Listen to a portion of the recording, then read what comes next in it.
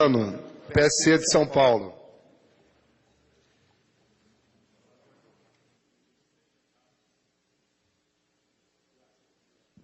Senhor presidente, senhoras e senhores deputados, Brasil que nos assiste, senhoras e senhores que estão acordando nesse momento, a Câmara dos Deputados está aqui se desdobrando no tempo e no espaço para o evento mais importante que essa casa teve nesse momento e o projeto, na verdade o único projeto e o projeto mais importante que essa casa vai votar, que é o impeachment da presidente Dilma Rousseff.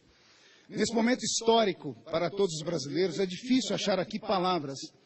Os meus colegas deputados aqui já expuseram as mais diferentes opiniões e permitam-me voltar aqui no tema que está sendo tão discutido aqui, que é o golpe, que tanto foi levantado nessa casa pelos governistas, quando na verdade não há golpe nenhum.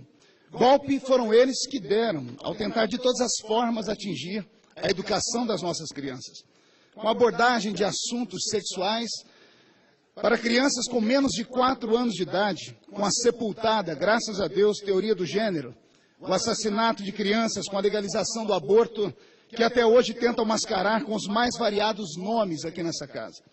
Tentativa de destruir a família tradicional, com teorias desgastadas de que os tempos mudaram, mas o que mudou, na verdade, foram eles, que prometeram uma coisa e fizeram tudo diferente, num verdadeiro estelionato eleitoral. Entregaram um país rico, celeiro do mundo, campeão da produção agrícola, maior produtor de soja, milho e carne, sem falar nos minerais, abundantes por aqui, escassos no mundo. A sanha de verdadeiros gafanhotos que conseguiram quebrar uma das empresas mais valiosas do mundo, que é a Petrobras, e deixarem milhares de aposentados pelos fundos de pensão das estatais sem perspectiva de ter uma aposentadoria digna para a qual já tinham contribuído com essa má gestão feita por asseclas que investiram em papéis que já se sabia serem podres, com vultuosos prejuízos que beiram a 40 bilhões de reais. Mais de 10 milhões de brasileiros perambulam desempregados, milhares de empresas estão quebradas, o crédito internacional escasso, com notas de descrédito, nos colocando entre as mais atrasadas economias do planeta. Senhoras e senhores, existem crimes que possuem tipificação penal.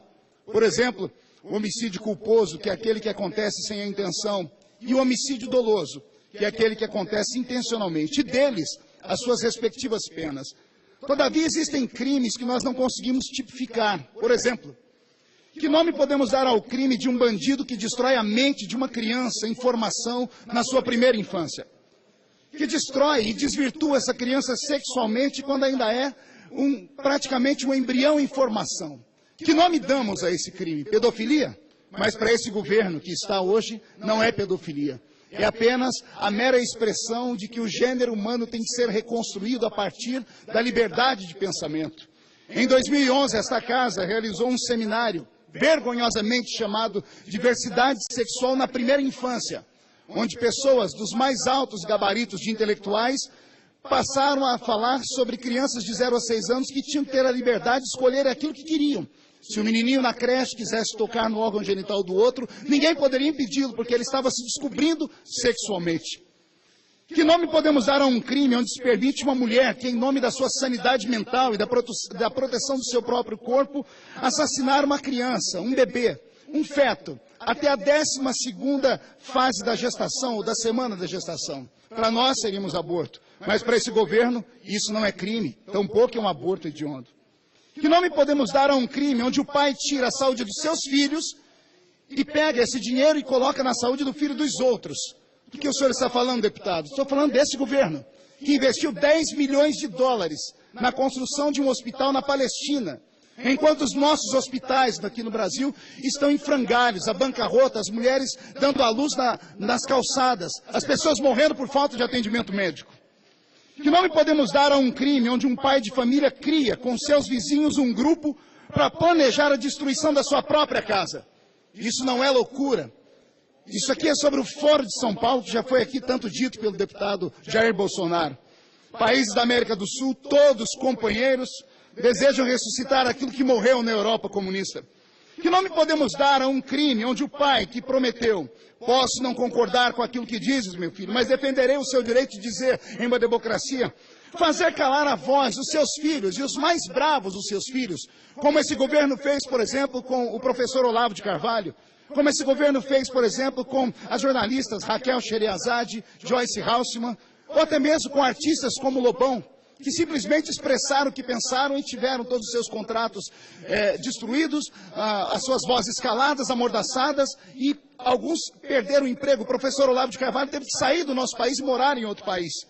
Que nome podemos dar a um crime onde um pai coloca um filho contra o outro, causando entre ambos preconceito e uma disputa acirrada, com ódio, rancor e até assassinato?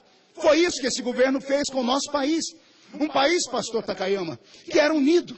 Um país onde o brasileiro tinha alegria de ir para a rua. Não havia entre nós o que hoje chamam de politicamente correto. É a maior chatice de todas. Colocaram negros contra brancos, meu líder André Moura. Colocaram pobres contra ricos, índios contra agricultores, crentes contra ateus, homossexuais contra heterossexuais. Dividiram o nosso país. Dividiram tanto que nós temos aqui hoje o Muro da Vergonha, bem na frente da esplanada. Esse não é o Brasil que eu conheci na minha infância. Senhoras e senhores, que nome podemos dar a um crime onde um pai propaga que é educador, sabe ler, sabe escrever e diz que vai ensinar o seu filho? Diz que é educador, mas os seus filhos não sabem ler e nem escrever. E quando sabem ler, não conseguem compreender aquilo que leram. Eu estou falando da pátria educadora do Brasil, que deseduca. Nossas crianças saem da escola, basta os que têm mídias sociais verem as respostas que as pessoas postam. Não sabem ler, não conseguem conjugar a língua portuguesa, não conseguem entender aquilo que leem, gostam de ler apenas o título e daí fazem uma ideia. Nossas crianças, nossos jovens estão sendo idiotizados pela internet. A USP, que já foi a coroa da educação do nosso país, em 2013 perdeu a cadeira entre as 200 maiores e melhores universidades do mundo. Que nome podemos dar a um crime onde um pai desperta a esperança do filho dizendo: você vai se formar, vai ter um diploma, vai ter uma formação acadêmica, ele o inicia na faculdade e antes da conclusão da faculdade, o filho é obrigado a sair de lá, porque o pai não tem dinheiro para sustentar o filho. Que loucura é essa, deputado? Não é loucura, foi o que o governo fez. O Ministério da Educação, em 2015, anunciou que o dinheiro para os novos contratos do FIES acabou. Por isso o MEC não vai reabrir mais as inscrições. Deixaram à deriva meninos e meninas que tinham sonhos e esperança e não vão concluir as suas universidades, as suas faculdades, por culpa de um governo que não soube se estabilizar, que fez falcatruas na economia, que vendeu um sonho que não existia. São bandidos. Que nome merece um pai que diz que vai proteger o filho? Qual nome nós damos a esse crime? Um pai diz: eu vou proteger você, meu filho, de qualquer coisa, e de repente ele joga o seu filho para os leões, na mão de bandidos e dos assassinatos mais espuros que podem haver na história do mundo. Eu estou falando do meu Brasil, que em 2013 contabilizou 56 mil assassinatos, muito maior do que o número dos mortos na guerra da Síria. Esse é o Brasil do PT. A pergunta que faço é essa: se não tem como tipificar tais crimes, como podemos puni-los? Que pena para quem comete tais crimes hediondos? Só existe uma pena: impeachment. Afastamento da presidente que é responsável por isso. Um presidente não pode errar, não pode conduzir o país para a bancarrota como aconteceu com o nosso país. Eu estou falando aqui em analogias, senhor presidente, senhoras e senhores brasileiros que nos assustam e meus amigos deputados, para denunciar esse desgoverno, desgoverno do PT, não Partido dos Trabalhadores, Partido das Trevas. Porque só quem tem pacto com as trevas faz pacto com o diabo para colocar o Brasil onde está hoje. Não aceitamos mais isso. No domingo, nós vamos ter aqui 2 sepultamentos. Na verdade, 2 sepultamentos mesmo. Um desse desgoverno que é o PT. E o outro, a reputação de muitos amigos parlamentares que aqui estão. A história não os perdoará. E não falo aqui dos deputados que desde sempre assumiram o compromisso com seus partidos de votarem contra o impeachment. Eu falo com aqueles deputados que, infelizmente, se esconderam atrás da capa da dúvida. Digo sim, atrás da capa da dúvida, talvez para na calada das noites, como está acontecendo aqui em Brasília, em lugares dos mais escusos, venderem-se, serem achacados ou achacarem alguém, extorquirem. Vendem e se locupletam pelas 30 moedas de prata da traição. Queria lembrá-los aqui que Judas, o homem mais famoso da história, o maior de todos os traidores, ele recebeu dinheiro, mas ele não pôde usar o seu dinheiro. Ele ficou com tanto arrependimento que ele jogou o dinheiro aos pés daqueles que o pagaram e eles lavaram as mãos. A dor da consciência dele foi tão grande que ele se suicidou. Vai haver um suicídio político nessa nação. Não estou ameaçando, eu apenas aviso como bom amigo. As suas famílias, meus amigos, vão pagar o preço dessa traição. Os seus filhos sofrerão bullying nas escolas. As suas esposas não poderão entrar dentro do cabeleireiro nem fazerem pacto mais com as suas manicures. Seus vizinhos vão olhar para vocês de soslaio. Senhores, permitam-me falar aqui com o coração, eu sei do que eu estou falando. Em 2013, eu vi a minha família sofrer bullying. Eu vi a minha filha mais velha ter que sair da Universidade do Brasil porque os professores e os alunos atacavam por causa de uma questão política. Eu vi a minha esposa adoecer por 2 anos seguidos, em uma cama onde não podia dormir, dormia sentada por causa da síndrome do pânico. Uma doença psicossomática que só tem pessoas que têm um trauma muito grande na sua alma, como aquele que nós passamos, de não podermos ir num lugar público sem ser xingados, ou atirar em pedra ou cuspidos. Eu sei do que nós passamos. Amigos, não permito que as suas famílias passem por isso. A diferença é que eu sobrevivi, e a minha família sobreviveu também, e sobrevivemos porque nós tínhamos uma bandeira. Era uma bandeira lógica, era a bandeira da família brasileira. Era a bandeira da família tradicional, era a bandeira da família civilizatória. As coisas passaram, a minha esposa foi curada, minha filha pôde voltar para o Brasil, e de cabeça erguida voltei para esse parlamento com o dobro de votos. Repito, porque eu tinha uma bandeira que estava escondida ou desaparecida desse plenário, de repente voltou à tona. Mas eu queria fazer uma pergunta aos senhores: qual será a vossa bandeira? Como vão superar os senhores e as suas famílias? Como vão justificar que vocês estão protegendo um partido que tem preso 2 tesoureiros, que tem preso marqueteiro, que tem preso deputados e até senador já esteve lá? Como vão superar, quando vier à tona, através da Lava Jato, toda a sujeira feita pelo pseudo pai dos pobres?